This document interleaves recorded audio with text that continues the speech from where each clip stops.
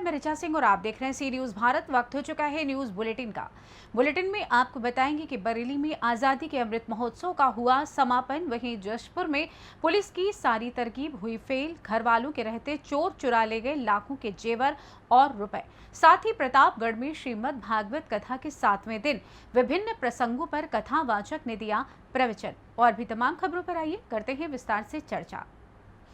जनपद बरेली में आज़ादी का अमृत महोत्सव समारोह के अंतर्गत मेरी माटी मेरा देश और हर घर तिरंगा अभियान संपूर्ण देश में उत्सवी ढंग से आयोजित किया जा रहा है। आज पुलिस कार्यालय बरेली में एसएसपी बरेली के द्वारा पुलिस कार्यालय में मौजूद अधिकारी और कर्मचारी गणों को अमृतकाल के पंच प्रण विकसित भारत का लक्ष्य, गुलामी के हर अंश से मुक्ति, अपनी विरासत पर गर्व, एकता और एकजुटता, नागरिकों के कर्तव्य की भाव की शपथ दिलाई गई। बरेली से सी न्यूज़ संवाददाता बीएस चंदेल की रिपोर्ट। जशपुर जिले के तबकरा गांव में चोर पुलिस पब्लिक सब पर भारी पड़ रही है। आज फिर यहां एक घर में चोरों ने बड़ी चोरी की वारदात को अंजाम दिया है। खास बात यह है कि इस बार चोरों ने सुनसान मकान के बजाय मेन रोड पर स्थित एक ऐसे मकान को निशाना बनाया जहां घर के लोग भी मौजूद थे। घर वाले नींद में गाफिल थे और चोर बड़े आराम से घर में घुसकर घर की अलमारी में रखे लाखों रुपए के जेवरात, नकदी और यहां तक कि शर्ट के जेब में रखे पैसे भी ले गए। घर वालों को सुबह तकरीबन 4 बजे पता चला कि उनके घर में चोर घुसे थे और सब कुछ चुरा कर ले गए। तबकरा देवी मंदिर के पास जुगल जायसवाल का घर है। हर दिन की तरह जुगल जायसवाल कल भी अपने घर में खाना खाकर सो गए, लेकिन जब सुबह 4 बजे इनकी नींद खुली तो देखा कि उनके बेडरूम में अलमारी की चाबी गायब है। और जब वे अलमारी के पास पहुंचे तो देखा कि अलमारी अस्त व्यस्त है और अलमारी के भीतर रखे सोने चांदी के सारे जेवरात और नकदी गायब हो गए हैं। जशपुर से सी न्यूज़ संवाददाता चंद्रभान की रिपोर्ट। कैमूर जिला के कुदरा थाना क्षेत्र अंतर्गत राष्ट्रीय राजमार्ग 2 बबुआ परसथुआ ओवरब्रिज से लगभग 150 मीटर पूरब अपराधियों ने गोली मारकर 70,000 रुपए की लूट की घटना को अंजाम दिया है। सूत्रों से मिली जानकारी के अनुसार मंगलवार शाम 7 बजे नगर पंचायत कुदरा स्थित बबुआ परसथुआ मार्ग ओवरब्रिज से पूरब लगभग 150 मीटर पूरब अपराधियों पर उस वक्त व्यापारी पर हमला करके गोली मारी गई, जिस समय वह कुदरा से सासाराम के लिए जा रहा था। गोली व्यापारी के पैर में लगी। थाना अध्यक्ष से मिली जानकारी के अनुसार घटना की सूचना मिलते ही प्रशासन द्वारा स्थल पर पहुंचकर पीड़ित को सामुदायिक स्वास्थ्य केंद्र कुदरा पहुंचाया गया, जहां डॉक्टरों द्वारा स्थिति को गंभीर देखते हुए व्यक्ति की समुचित इलाज हेतु ट्रॉमा सेंटर के लिए स्थानांतरित कर दिया गया। घायल व्यवसायी सासाराम के मोतीलाल सेठ के 42 वर्षीय पुत्र विकास कुमार बताए जा रहे हैं। कुदरा से सासाराम जाने के दौरान अपराधियों ने गोली मारी है। कहाँ गोली लगी थी, आपने जांच किया, क्या पाया उसमें? दाहिने पैर में लगा है, गोली जंघे में लगी हुई है, एक नीचे लोअर लिम्ब में लगा हुआ है। पेशेंट का कंडीशन संतोषजनक है। तो टोटल कितने गोली के निशान पाए गए? 2 गोली निकल चुका है, तो उसमें फंसा हुआ है। कहाँ वाला गोली फंसा हुआ? जंघा वाला फंसा हुआ। कहाँ के लिए रेफर किया गया है? ये हायर सेंटर बनारस के लिए गया। बनारस के लिए रेफर किया गया। क्या पता चला है, कैसे लगा है, क्या बता रहा था लोग? शायद सेठ जी हैं और पैसे लेकर जा रहे थे, उसी में कोई गोली मार दिया। उसी में गोली लग गया है। अभी स्थिति ठीक है? क्या नाम हुआ सर आपका? डॉक्टर कमलेश यादव। कोई सासाराम के जो उनका एक यहाँ पे कारीगरी करते हैं, विकास सेठ नाम है, और संध्या करीब 7:15 बजे जा रहे थे गाड़ी पकड़ने, तो उसी क्रम में जो है 2 से 3 के करीब में जो है व्यक्ति द्वारा जो है उनका पुराना गहना जो ले जा रहे थे वो छीन लिया। कुछ पैसे भी थे, वही ले लिया। कहाँ गोली लगी है सर? उनके पैर में लगी गोली, 2 गोली लगी है, खतरे से बाहर है, ठीक है। कहाँ रेफर किया गया अभी? और अभी चले गए, अभी तो प्राथमिक स्वास्थ्य केंद्र कुदरा में उनका इलाज चला है, लेकिन बेहतर इलाज है तो ट्रॉमा।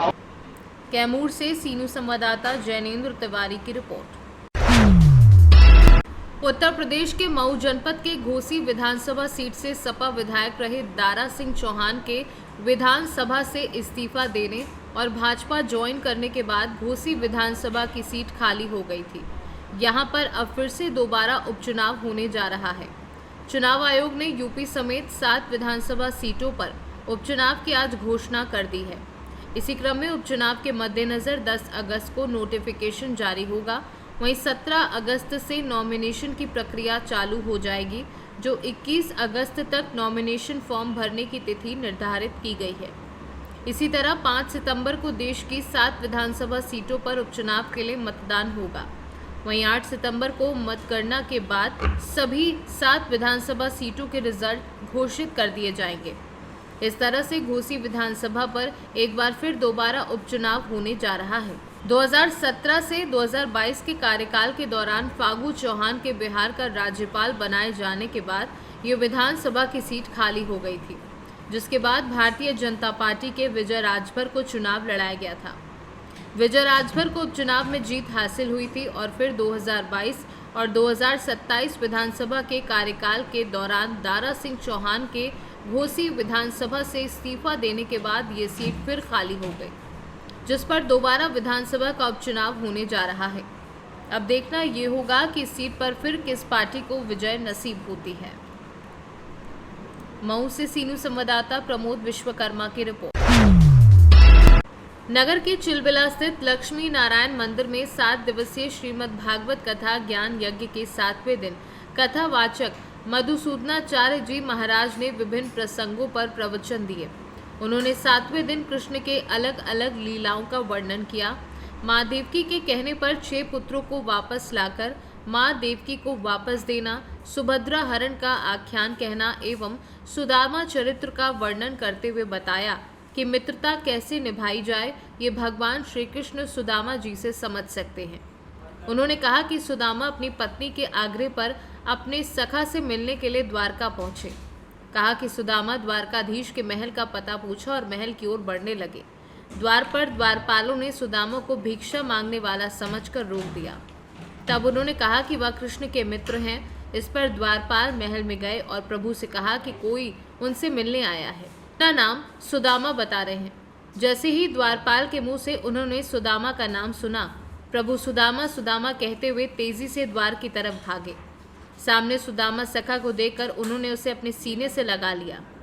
सुदामा ने भी कन्हैया कन्हैया कहकर उन्हें गले लगाया और दोनों की ऐसी मित्रता देखकर सभा में बैठे सभी लोग अचंभित हो गए। कृष्ण सुदामा को अपने राज सिंहासन पर बैठाए हुए हैं। उन्हें कुबेर का धन देकर माला माल कर दिया। आचार्य जी ने कहा कि श्रीमद् भागवत के पाठ से सारे दोष नष्ट हो जाते हैं। इस अवसर पर आयोजक विष्णु जायसवाल, बजरंग जायसवाल, गोविंदराम जायसवाल, श्याम सुंदर टाऊ, रवि गुप्ता, अशोक जायसवाल, अनुज जायसवाल, अश्वनी कुमार, समाज सेवक रविंद्र जायसवाल आदि लोग मौजूद रहे। प्रतापगढ़ से सीनू संवाददाता रोहित जायसवाल की रिपोर्ट। फिलहाल न्यूज बुलेटिन में बस इतना ही। देश दुनिया की तमाम खबरों की जानकारी के लिए आप देखते रहें सी न्यूज भारत। हर खबर आपके साथ, आपके हाथ।